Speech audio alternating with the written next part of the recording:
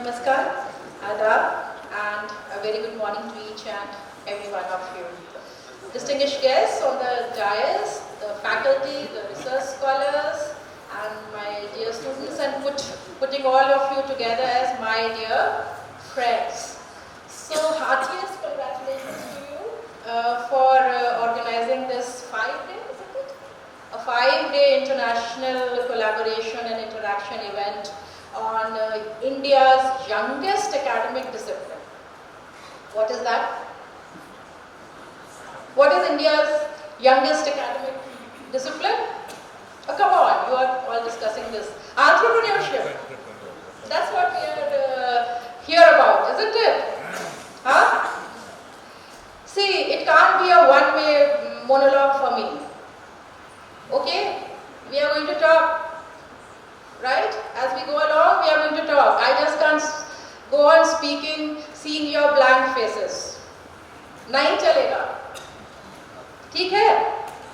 अब ये तो बोलिए ठीक है कि नहीं? आप बात नहीं करेंगे तो फिर हम किसके लिए बात करेंगे, है ना?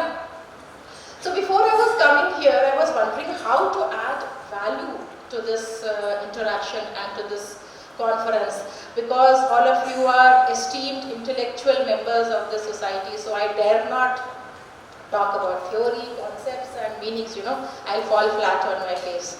So I thought, what can I do to add value? So I thought of two things, okay.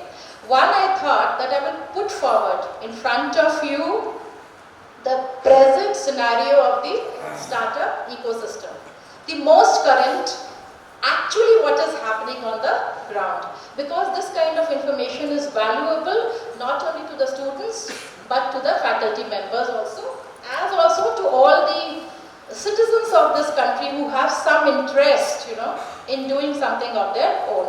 So I have some slides which will give you an idea as to what is happening in this ecosystem, and I'm sure you'll find them of interest. I'll follow that with some issues, certain issues, 3 to 4 issues, which are very close to my heart, and I will leave all of you here to think and deliberate upon it. Okay? It's not something fact or numbers or data, but some issues on which we should be thinking about. Is that all right? And my discussion with you and my address to you will be accompanied by some audio-visual things, because I firmly believe that जो हम कहते हैं, what we say, is better understood with the help of what we see.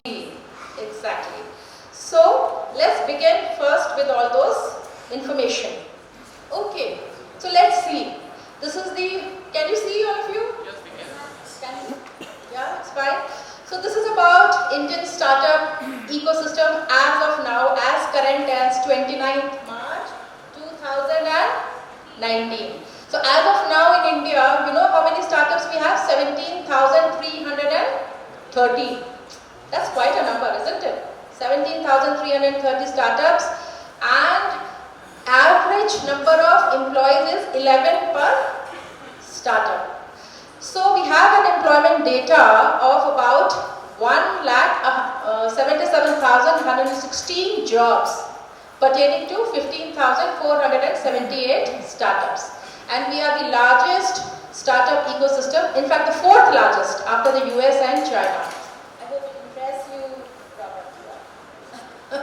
So, and the positioning of India as a startup country is now thought of in the light of, important startup scenarios as in US, Israel or Singapore. But what is India? Is India a country? Actually, we are a very huge continent, we are a subcontinent. So most of the startup scene is not spread across the country, but it is centered or concentrate only in 6 cities. That is having 90% of the technology scene. Bangalore and New Delhi account for 28% and 24% of the startups in India. And we have Mumbai, Hyderabad, Pune and Chennai catching up. Time for Aligarh also to get up. No? Yes? Yes, that kindred spirit. You can read it, but I'll read it for your benefit. Creating a benchmark in the global startup ecosystem, India has the third largest number of unicorns. What is a unicorn? $1 billion. Exactly, madam. Very correct. So these are startups valued about $1 billion. So we have the third largest number of unicorns after USA and China, and 11 of which we added in the year 2018 itself. That is remarkable progress, I think. Absolutely. And average age of startup founders is only 28 years. So we are very young. And with the version of build in India but built for the world, India saw more than 400 cross-border startups in 2018. Now when we talk about unemployment as one of the reasons for looking into the areas of entrepreneurship and startups, as Professor Saleem was talking about, so this growth of the scene should go as far as 2,000 new startups created each year by 2020. And job creation from these entrepreneurs will go up to 200,000 by 2020. So that's quite an inspiring number, isn't it? Yes or no? Yes. So what about the investments in the Indian startup ecosystem? We say that so many people are trying, but there's no one who's actually, giving support. Nobody's funding. But as per the most updated statistics, $29.2 billion has been invested in the Indian startup ecosystem by the venture capital funds since January 16 until now. $29.2 billion. And we have a host of investors who are getting interested in our startup scenario, and the investment has increased by over 100%. From $2 billion in 2017 to 4.2 in 2018. Isn't it remarkable? It's very remarkable the way it is going. I mean, it's pretty fast. And the total number of startup funding deals, that also, this is Series C, D, E, F. These are a little complicated technical sort of definitions depending upon the stage of a startup when it is taking funding. I'm sure your faculty members can explain to you after this. So the total number of startup funding deals are also growing at a rapid rate, and investments are coming in at a wide range of stages, from seed funding to growth stage. And how startups are disrupting. Do you understand what is disrupting? Yes. Yes? Only you can't answer, others also have to answer. I know you know everything. Is there somebody else who will tell me what is disrupting? The students. Commerce department के students नहीं है क्या यहाँ पे? कहाँ है? कोई हाथ उठाओ? एक? Then who am I speaking to, भाई सलीम साहब? कौन है यहाँ पे commerce department का student? हाँ? There are many students. There are many students, then why don't you tell me? Faculty members, what is disrupting? How startups are disrupting? Come on. Come on. We are holding this workshop on entrepreneurship. Okay. So disruption is like, the way, very generally I tell you, the way a business scene in a country or a business scenario is been going on, how it gets altered, how it gets changed or disrupted because of new things like technology, entrepreneurship, startups, or whatever. Alright? So the disruptive innovation and technology and process is creating newer Indian startups, and foreign investors are showing immense interest in these startups. Technological disruptions are taking place in every sector. Average span of S&P 500 companies have come down from 67 to 15 years. You know what is S&P 500 companies, anyone? The faculty here has to answer me this now. Oh, come on. You have to answer. Okay. S&P 500 companies is a nomenclature for, companies which are listed on NASDAQ, They are an index of US stock market. Pardon? Yeah, exactly. So 68% of top 100 S&P 500 companies are engaging with startups now, and that is a really, really big While it took the big corporates decades to reach $1 billion in revenue, startups have reached a $1 billion valuation in less than 10 years. समझ में आ रहा है? The old businesses. Only 10% of the companies they are receiving the funding. Yeah, I'm just coming to that. Yes, I'm coming to that. See, market opportunity, but the only thing is that only 90% of these startups are catering to only 10% of the market. Right? Only 10%, the point which you are making. And now you have the growing internet users. You see this figure, it's astonishing. It took 3 years to reach first 100 million users in India. 1 year for next 100 million users. 9 months for the next 100 million users. And now 154 people are logging on to an internet in a minute. Can you imagine? Does it make you happy? Globalization of Indian startup story, it's not only limited to our country, it is a global story because it's a trajectory that was born in India but whose path was defined by many external factors, especially the advances in IT, information technology led by Silicon Valley in the US and China. I'm sure you all know about the Silicon Valley in the US, what it stands for? Yeah. So India's startup ecosystem has been interacting and collaborating actively with the ecosystems of these countries, and these synergies have tremendously contributed to India's economy. In terms of FDI, foreign direct investment, UK ranks third after US and Japan as an investor in India. Now I'll just touch upon 2-3 countries. Just for your information, I thought you'll be interested. What is the scenario of participation between India and Japan? It is there for you to read. Japanese investors invested over $8 billion into the Indian startup ecosystem between 2014 and mid-2018. Then you have India-Israel. We all have heard about Israel? Yeah? You know that we have defense ties with Israel? So it's not only today the defense ties, but we are growing towards collaborations on more technology-enabled holistic situations, especially agriculture. India and China. In 2017, Chinese internet companies invested $5.2 billion in 30 Indian companies. Okay? And today, the Chinese internet companies such as Alibaba, you must have heard of all this, Fosun, Baidu, Tencent, they are investing about $5.2 billion in 30 Indian companies, as I said earlier, right? And our growth story is always compared with that of China, isn't it? Yeah, because we are two massive countries when we talk about the large consumer base, which is there in China and which is there in India.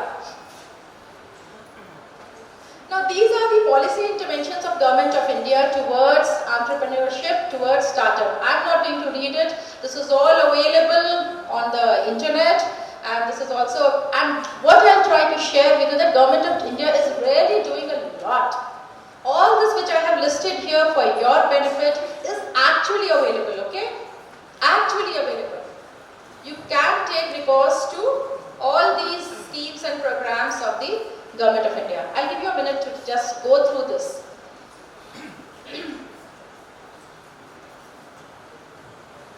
Just read through. The details of this is all over the internet, in all the documents of Invest India, Startup India. But ma'am, what about the engine tax? It's not yet decided. Pardon? What about the engine tax exemption? Yeah, it's there. I'll tell you later. I'll tell you. I have the details, but here we don't have so much time to get into each one. But I'll tell you. So, now next are these, I'll now come to something which is very close to my heart and which I would like the people present here, especially the faculty members, to discuss and deliberate upon it and think upon it as you go along in your career. I can ask one question before you go along. Let me finish. If you ask questions, then I don't know.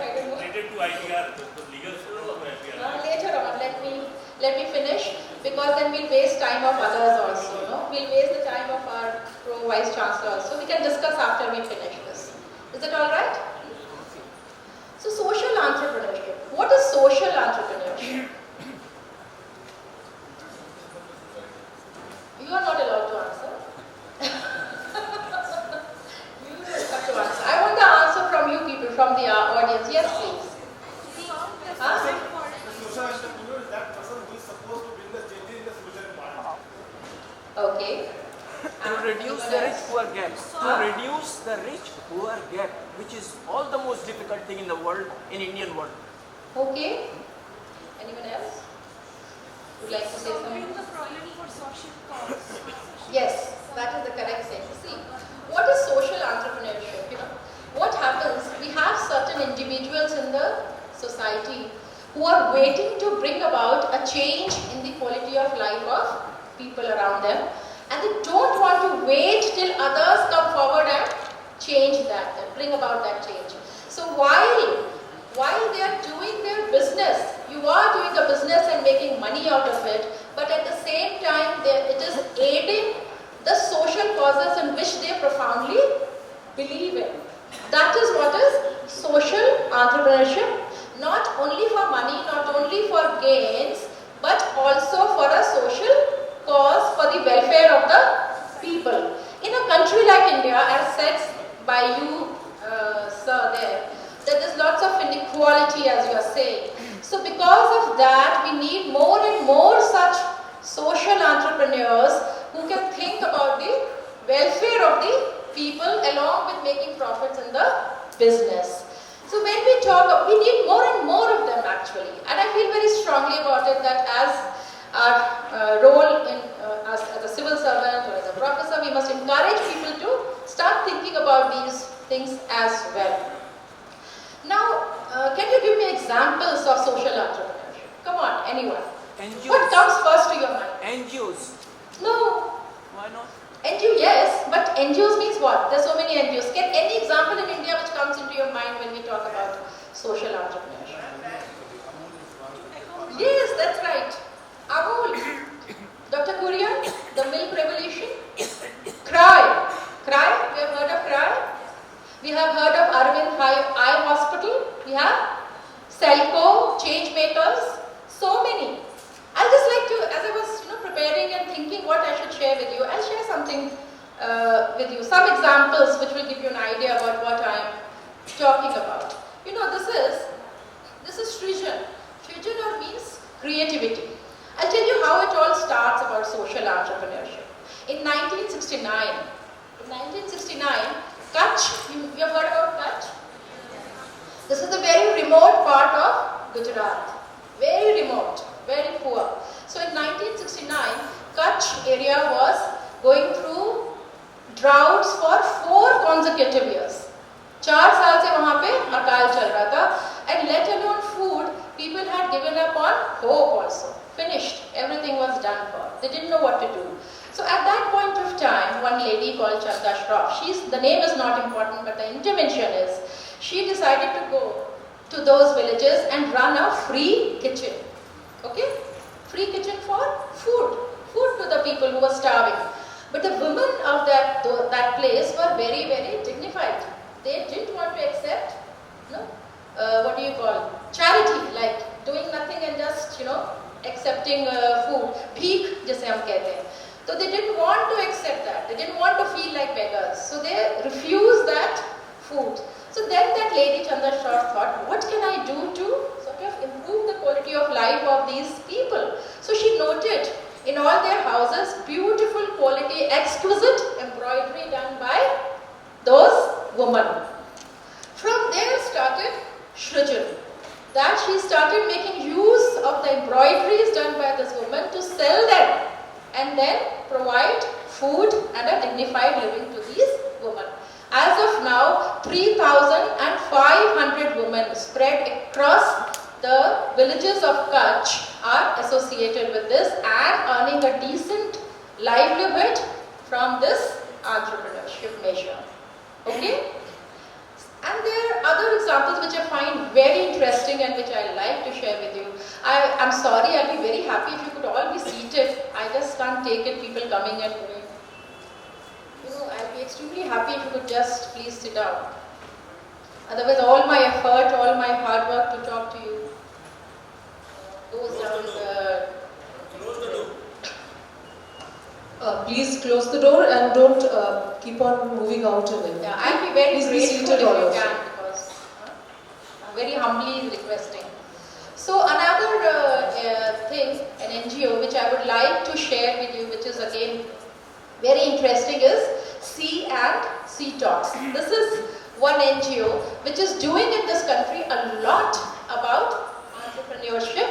This is an NGO which was established as early as 2016. And what it is doing, what is its aim? You know, the object is to expose at least 1 million people of India to the concepts of entrepreneurship.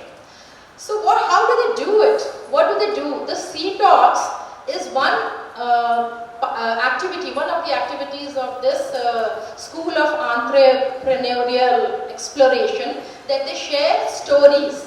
There are lot many people in the country doing lots of good work. Do you agree or not? We generally seem to be in very pessimistic mood all the time, criticizing, ye acha nahi hai, wo acha nahi hai, government is going down the drain, people are not doing anything. All the time we are talking negative, negative, negative. क्योंकि बहुत आसान है ना, negative बात करना बहुत आसान है. So क्या है, you have one cup of tea and start discussing ये हो रहा है, वो हो रहा है, ये हो रहा है.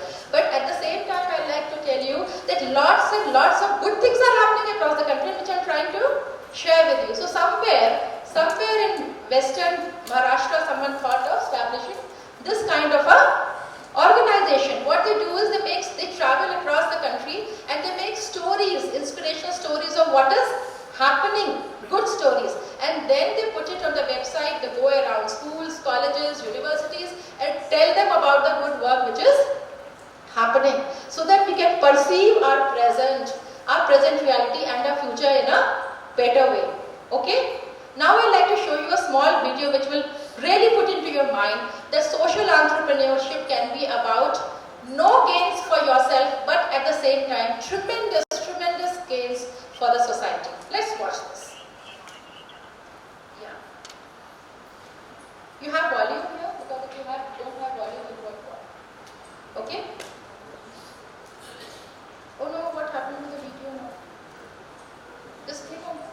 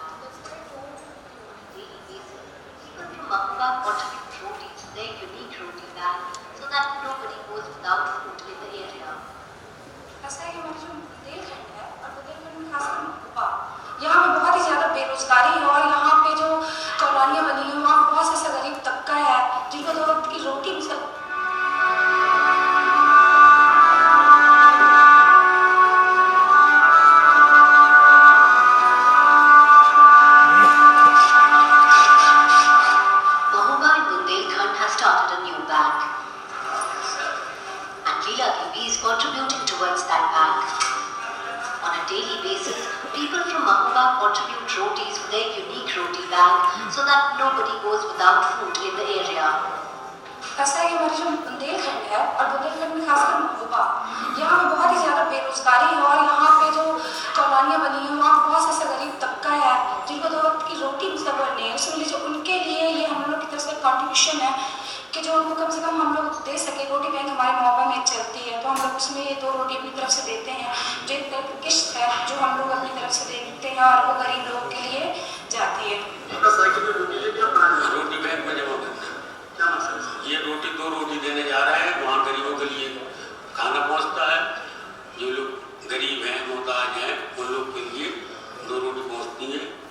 ये सभी लोग आके दे देते हैं तो बेचारे गरीब लोगों को पेट भर कर खाना मिल जाता है। लोगों को मतलब पेट भर खाना नहीं मिल पा रहा है, भूख के मारे मर रहे हैं, प्यास पानी की कमी से, और क्या कहते हैं 2 रोटी की जो पैक चल रही है उसमें हम लोग 2 रोटी जमा कर रहे हैं। उससे किसी का पेट का सहारा 2 रोटी हो सकेगा, मतलब पेट भरेगा, किसी की जिंदगी बनेगी। शहर में बहुत से गरीब यतीम कुछ लोग ऐसे भी जो मुझे नहीं कर पाते, उनके आप मुझे नहीं बनता। तो ये आइडिया आया कि हमारे शहर में कोई भूखा नहीं, लेकिन हमारे सड़क प्रयास है कि हमारे बुंदेलखंड में कोई भूखा न हो, हमारे देश में भी कोई भूखा ना हो। Close to 400 houses participate in this. Volunteers knock on each door to collect rotis, which then are brought to their local office. And in the evening, the process of distribution starts. पहले मांग के खाते थे, अब bank रोटी चली जब से भूखे नहीं सोते। This initiative is neither supported by any government aid, nor is it politically motivated. It's a good work that people of this area have taken up on themselves to provide food for all.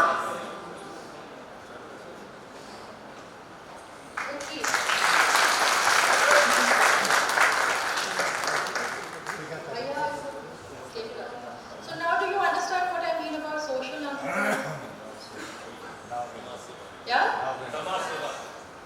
No, it's not only Samaj Seva. Here, this example is that some organization, as you saw, they are not taking gains for themselves. उनका तो expenditure हो रहा है ना, but they are doing it more for the people.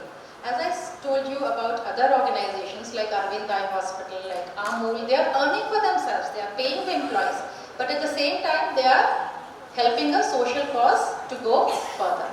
All right? Clarity on that?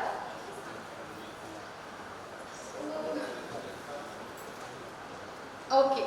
The second concept on which I would like you to dwell upon is global entrepreneurship. What is global entrepreneurship?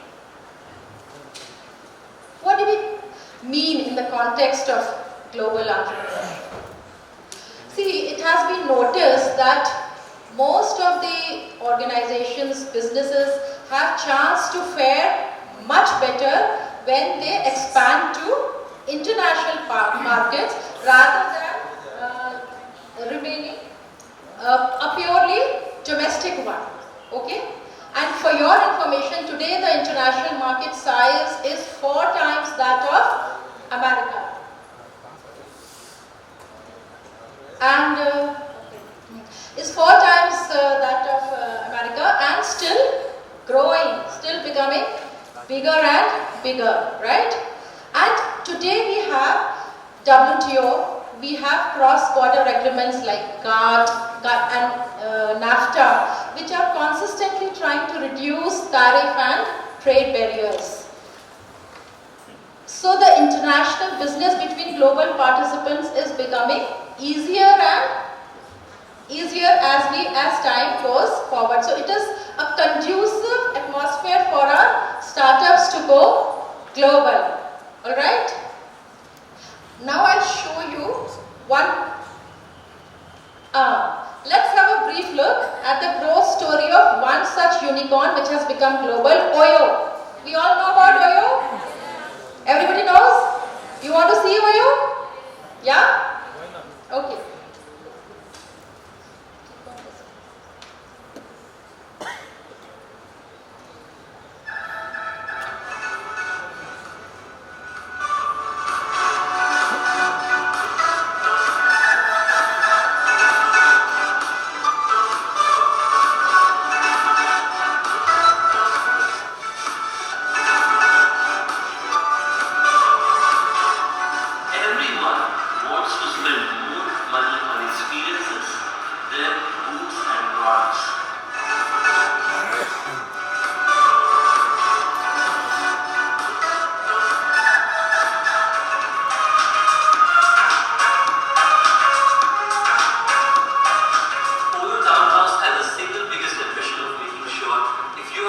devices. You can charge all of them parallelly. Very millennial, you see.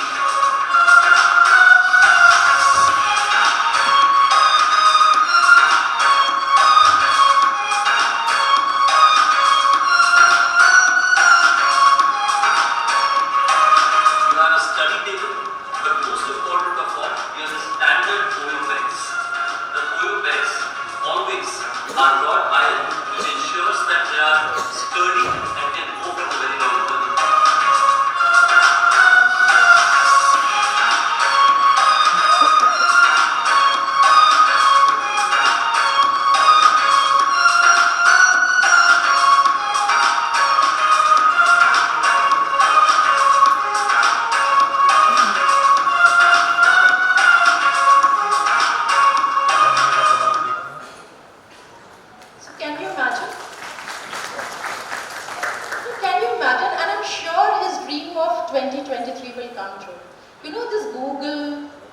Microsoft, Apple, Yahoo, he will certify that at some point of time they were also startups, isn't it? With very limited funding, weren't they?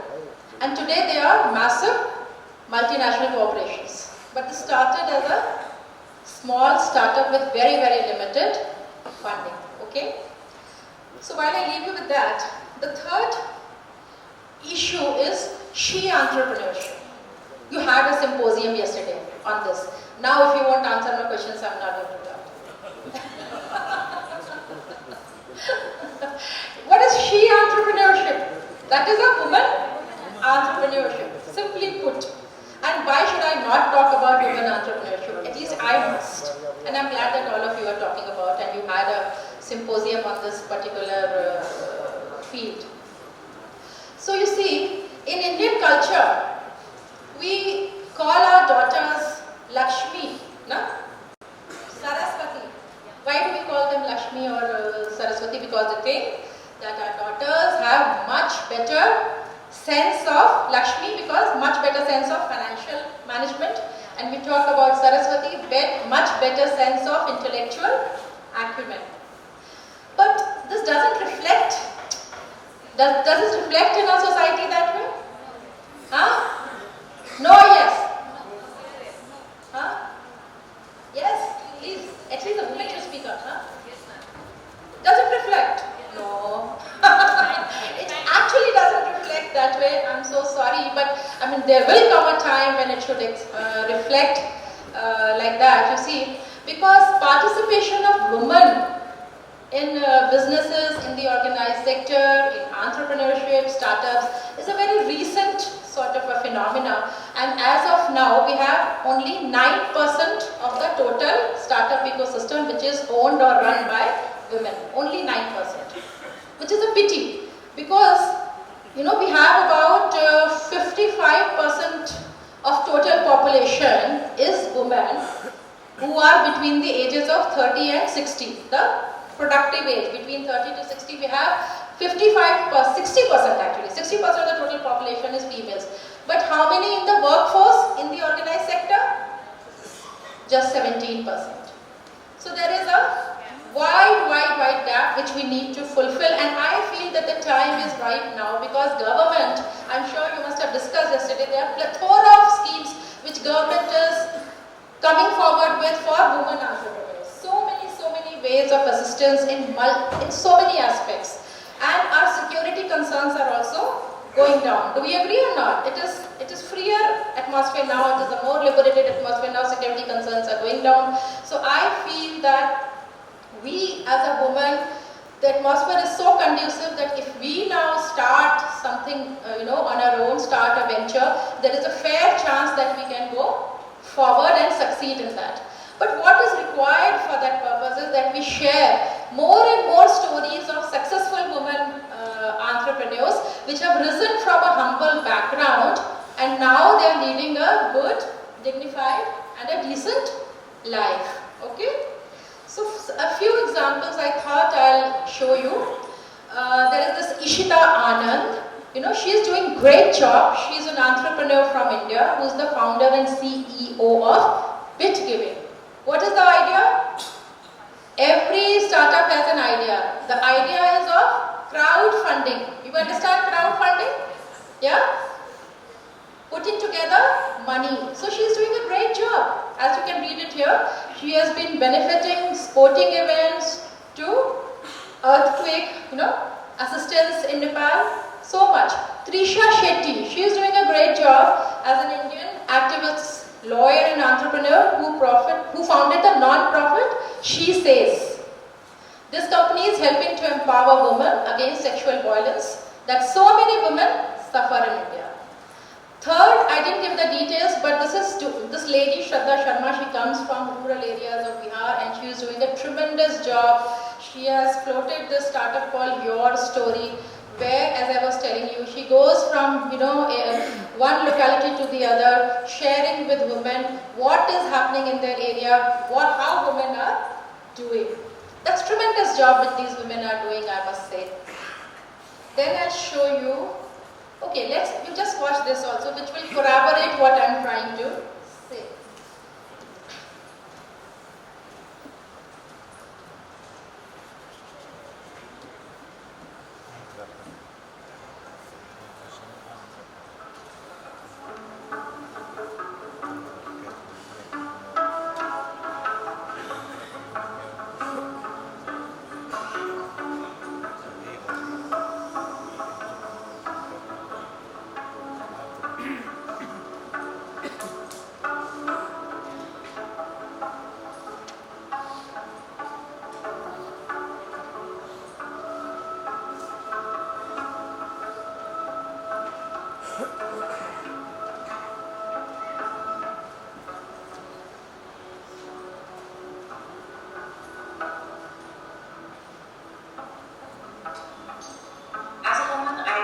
my still has to try harder and put an extra effort to be taken seriously. It would sound like a cliche if I say that multitasking and the art to attain work-life balance comes naturally to us women. I have a 3-year-old daughter and I divide my time between periods, school time, public office hours. Also, at least in fashion industry, I do not think there's a age gap because there's equal participation with both the genders. The Me Too movement has also brought in a lot of change in the working environment. It's helped reduce discrimination, wage gaps, and also just made the overall working environment more women-friendly. There is an increased sensitization regarding gender in workplaces. Women are being given more and more opportunities in non-so-conventional fields like technology, analytics, and strategy, and this was by heart.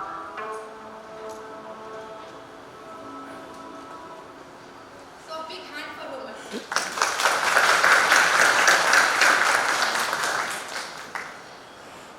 So this is my discussion on entrepreneurship with you. Now there are two thoughts on which I'd like to discuss. These are more thoughts for you to think, to reflect upon. I would like to leave you with that, because these two things are primarily on the two themes of your this conference: business, environment, and management. Is that so? Am I right, Dr. Saleem? So I thought that whatever I have learned in my years as a civil servant, so I have these two thoughts on business environment and management, which I'd like to leave all of you with to think, also for all of you to think upon. So first is, in any business, let's forget about entrepreneurship, a startup or a business environment or any organization or any establishment for that matter. Tell me, what is that one fundamental thing which is very much required for continuous success and a good reputation of that organization? What comes to your mind? Something which is fundamental, most fundamental, which has to be there in any organization for continued success and reputation. Tell me. Ek karke. You don't have a hand mic, otherwise I would have gone around taking your answers. Yes, please.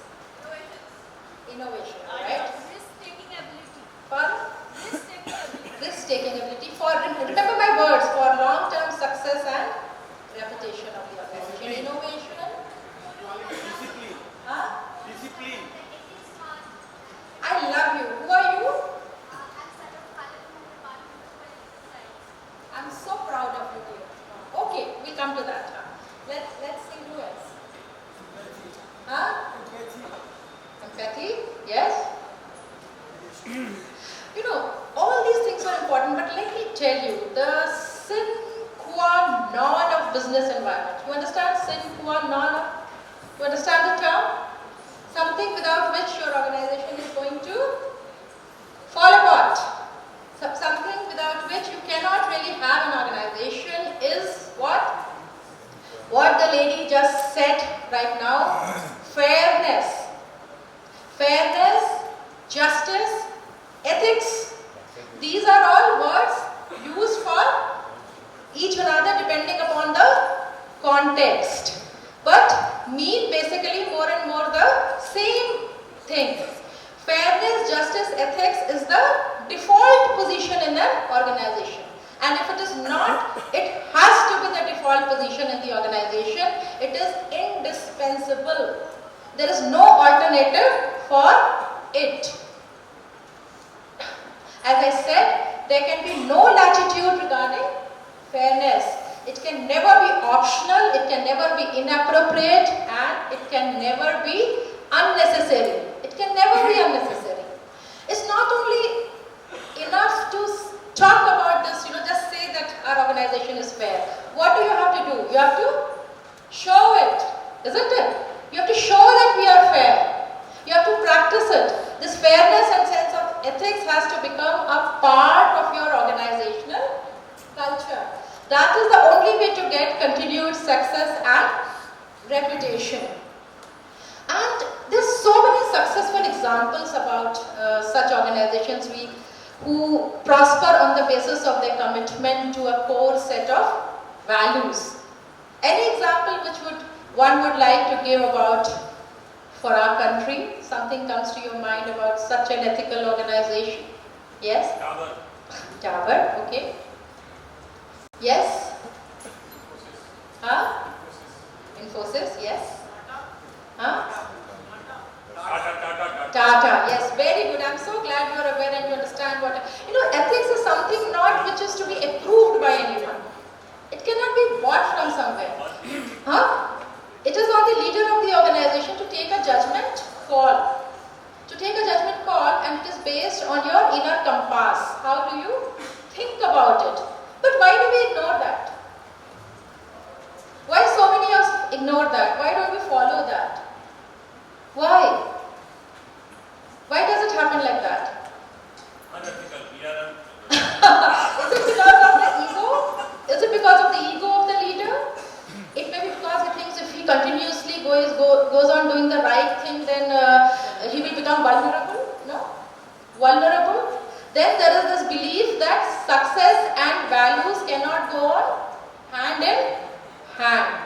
But let me tell you that this is a complete misnomer. It is completely wrong. All those organizations which have been really successful and lasted over a long period of time and who have truly delivered have their adherence to this core set of, their commitment to this core set of values. One example which I would like to share with you, DMRC, Delhi Metro. We all know Mr. Sridharan. Do we know Mr. Sridharan? Yeah? Yes, the Metro Man. So his main, I have the fortune of interacting with him a couple of times, and always he used to say, I firmly believe, work with integrity and succeed with integrity. And did he not show that? Delhi Metro is the only activity, only organization which completed its entire project much before time. Much before time. This is a classic example in India. And very well within its allocated budget. So you see that if you follow these principles, you have everything which you term as success for the organization. Productivity, profitability, stability, quality, everything you want, you will get it. For the employees, you will get self-esteem, self-pride, communication, everything if you follow this. But unfortunately, we do not choose to do that. So tomorrow you guys will be somewhere, you'll be leaders, you'll be doing something. This faculty here, all of you should remember that this is cardinal principle. This is cardinal principle to follow if you want long-term success of your organization.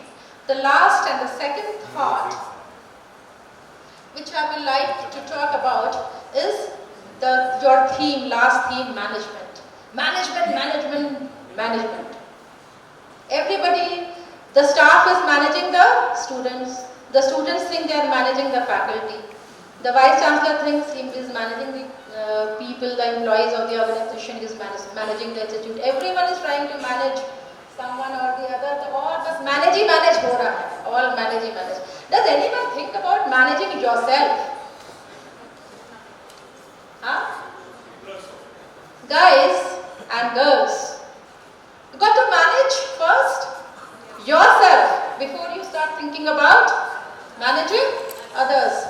So I today, on the basis of my experience, I like to leave with you a mantra, which is of course not mine. I have sort of got from someone. That's how we learn, isn't it? We learn from someone, then I share, then you learn and you pass it on. So wherever I go, wherever I speak, on whichever topic I speak, I do like to talk about this mantra, that first you have to learn to manage yourself. And believe me, you can acquire a position, you can acquire success, no? You can acquire money. Can you acquire respect? Can anyone acquire respect? No, you have to earn it. My dear friends, you have to earn that respect. In the heart of hearts, we all know that.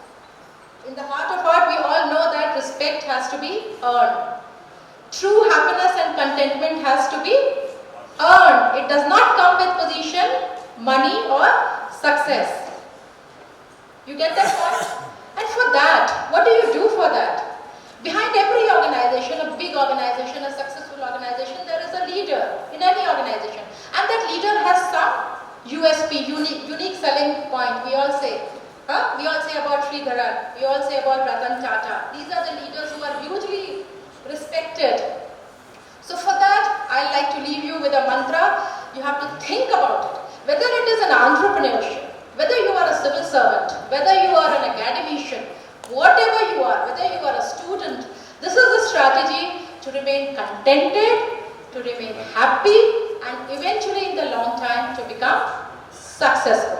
So this mantra is, do your best in every situation with what you have. I urge upon you to write it also and keep it with you, because this is my motivating force. And if you analyze it, reflect on it, then you will understand what I am talking about. Do your best in every situation with what you have. And to explain this, I'll show you my last video. This has got nothing to do with politics. Just listen to it very carefully. Okay? It's not about the speaker, it is about what is being said. Come. Please listen to it carefully. This will explain to you what I am saying. मैं मेरे नगर वाराणसी से कभी कोई train के अंदर बिस्तर में था। एक 12-15 साल का किशोर जिसको पोलियो हुआ था, कमर के नीचे का शरीर काम नहीं कर रहा था, वो मुश्किल से ट्रेन के अंदर चढ़ गया। उस गंदे कपड़े थे, भिक्षुक जैसा लगता था, लेकिन वो भीख नहीं मांगता था और हर किसी के पास जाकर के रिक्वेस्ट करता था, मुझे बूट पॉलिश करने के लिए दीजिए। और उस समय 10-15 पैसे की बूट पॉलिश होती थी। अब लोग कभी दया भाव के कारण, कभी करुणा के भाव के कारण उससे अपना जूतों की पॉलिश करवाते होंगे। लेकिन मैंने देखा, पॉलिश वाले करने मैंने बहुत देखे थे, लेकिन इस बच्चे की तरफ मेरा ध्यान गया।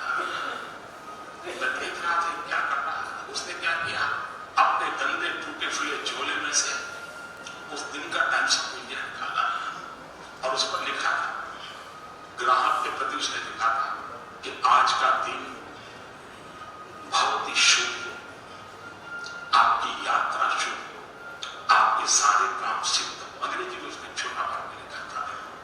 और जैसे ही उसने जूते दिए पॉलिश करने के लिए, तो इसने उनके हाथ पर टाइम्स ऑफ इंडिया पकड़ा दिया। उस ग्राहक को भी लगा कि 10 पैसे में पॉलिश हो रही और 1 रुपए का अखबार पढ़ने को मिल जाता है। इस घटना को मैं देख रहा था, तो मैंने उस बालक को पूछा, मैंने कहा, भाई तो वो कौन? बोले, मैं कर्नाटक का हूं, कोई परिवार में है नहीं, मेरी स्थिति की हालत अच्छी नहीं है, लेकिन मैं सम्मान से जीना चाहता हूं, इसलिए मैं यहाँ पहुंच गया हूं, करते करते काम कर रहा हूं। और बोले, मैं लोगों की सबसे अधिक सेवा करना चाहता हूं। बोले, हर दिन सुबह एक टाइम से